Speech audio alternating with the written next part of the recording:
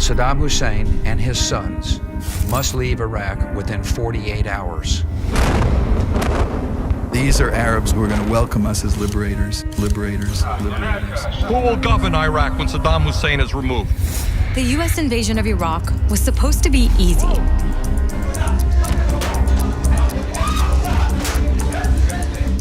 The most powerful military in world history would go in, kill the bad guys, and transform Iraq into a democratic, pro-American oasis. But the Iraq War blew up in America's face.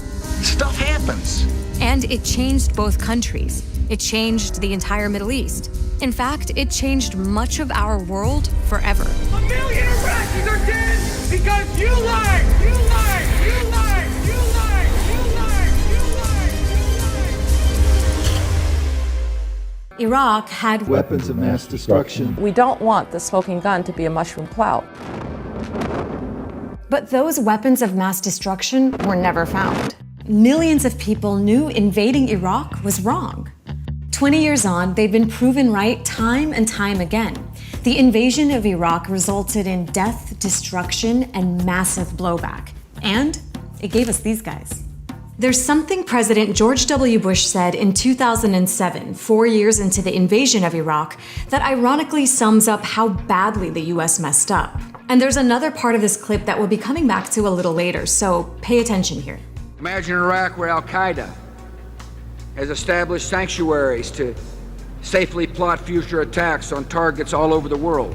It's ironic because by the time Bush said this, Al-Qaeda had established itself in Iraq, even though the group wasn't there before the US invaded.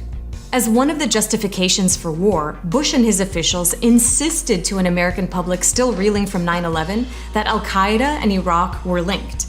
The reason I keep insisting that there was a relationship between Iraq and Saddam and Al-Qaeda because there was a relationship between Iraq and Al-Qaeda.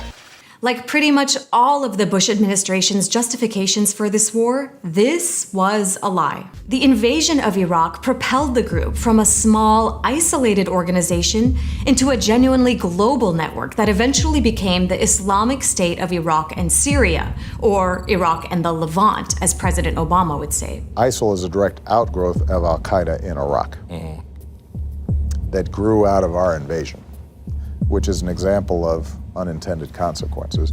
Those unintended consequences included Al-Qaeda sparking a sectarian civil war in Iraq by bombing some of the holiest sites in Shia Islam.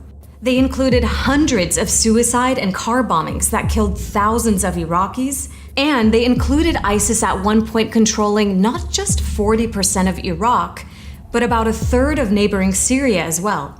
Conservative estimates say that around 300,000 people were killed because of America's decision to illegally invade Iraq, although the real number is probably much higher. لأن مجرد دخولها كان هو مأساوي يعني وحطمت وقتلت ودخل الإرهاب والمجرمين وغيرها والقاعدة. إنه بالدهورة صارت يعني يا ريت قبل الحرب كان يصير أحسن كنا ساكنين وعايشين. 20 years on, Iraqis are still dealing with the consequences of that invasion every day.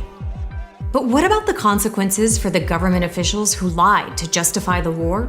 Or for the media that repeated so many of those lies instead of investigating them?